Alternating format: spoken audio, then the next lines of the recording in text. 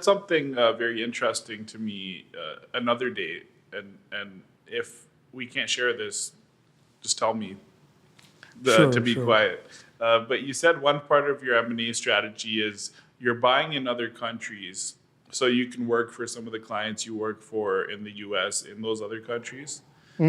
Is that one of your primary drivers for the M&A, or is that just one piece of a larger puzzle for why you prefer to acquire some of these companies? Actually, it has nothing to do with that kind of strategy. Okay, We can do acquisitions. I will tell you why we do it, sure. but it's to answer your question, it's unrelated. So, why we do it? Like have international presence in nearshoring countries is really talent crunch. Suppose you want to build a piece of enterprise software that is very unique for Storyboard, that specializes in multifamily living, real estate, all this stuff. You want to hire 25 talented Java programmers, and you want to hire it in the next 30 days or 60 days, things like that. Given all these companies that are there out there in St. Louis that is competing for the same talent pool, 70% chance is that you won't get 25 A-player Java programmers here in the US. That is the ground reality. All the companies are competing to the same talent. Average Joes, there are plenty. You post a job, if you go to Dice or LinkedIn, type Java developer, you'll find 25,000 people local to St. Louis. But those are all average Joes, less experienced people, may not be niche and specific to the kind of software that you want to build. If you narrow it down to people writing Java software for real estate companies located in St. Louis, that's a very small pool. Yeah. And you want 25 of those. It's very tough. Makes sense.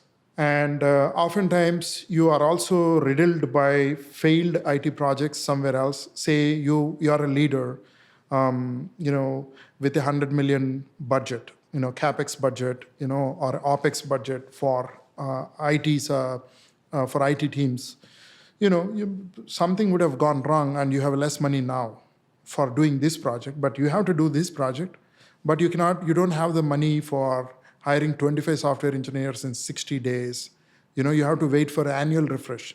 Next year, you get 100 million again from finance. So that time you should start this project, not now, because you don't have money.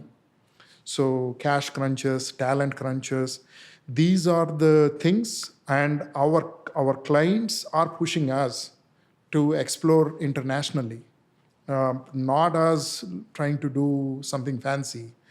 Pretty much like, hey, I heard, I heard a pitch from this company, from this Canadian staffing company that has great software engineers. I interviewed a few people, and I am planning to totally hire a couple of programmers from Canada, to do my work. But how about you try to find 5 or 10 more people in Brampton, Canada, or Toronto or Ottawa, there seems to be good people in that locality. Can you get them for me? These kind of demands are what driving us to look internationally and start subsidiary companies in international countries, and find talent there, source talent for our customers. The relentless pursuit to hire top shelf software engineers is what driving all of it, along with people being significantly cheaper in Europe, UK.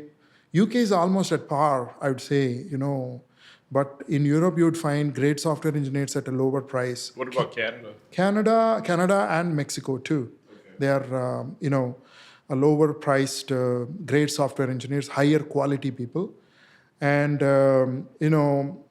India as an offshore destination has been the meat and potatoes kind of a situation, essentially for years, for decades now, mastered by our Indian software giants like the TCS, Wipro, Cognizant, Infosys, all these guys.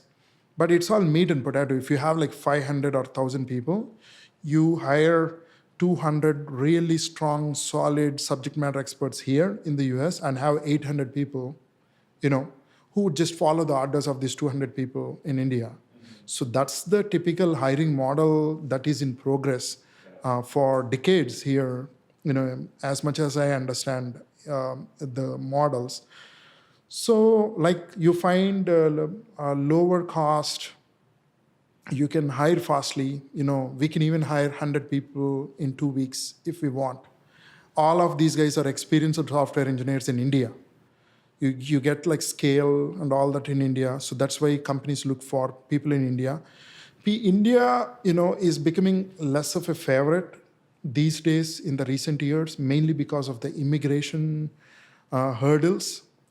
Like it used to be easy to bring software engineers to India on a temporary basis for client engagements and send them back to India. But a lot of companies have misused that model, and USCIS caught wind of it.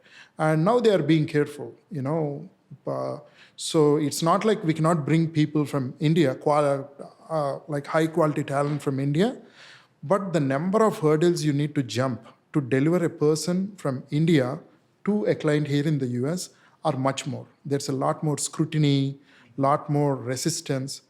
We have to answer USCIS, DOL, all these people, they would ask us questions in point blank, like, hey, you're trying to hire this project manager. Why can't you find a US citizen that does the same work? Why are you sending all these jobs back to India? What on earth is a good reason to fly that person all the way from India to the US if you yourself can put some work harder and find a US citizen, who can fill that role? So we are all getting that kind of a problem. Whereas this kind of a misuse traditionally didn't happen with Canada, UK, or European countries, so it's easier on immigration. So once these IT leaders form rapport with these remote software engineers, they also want to see them and meet them in person, work alongside with them in person here in the US. There's a desire to that. So all these reasons are causing for demand in nearshoring services and stuff.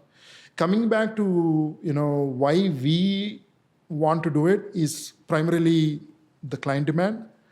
And also part of my vision is we want to become, like maybe 15, 20 years down the lane, we want to become like a worldwide talent network and worldwide provider of services for like marquee clients in each of these countries. And I want to create that multinational, conglomerate of companies, like the Eliges or Manpower Group and all these different examples I have, in my industry.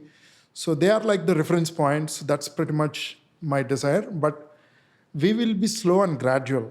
It will not be like overnight, leverage ourselves, buy multiple companies and do something nasty, bankrupt yourself in the process. Right. But yeah, so that's the idea there.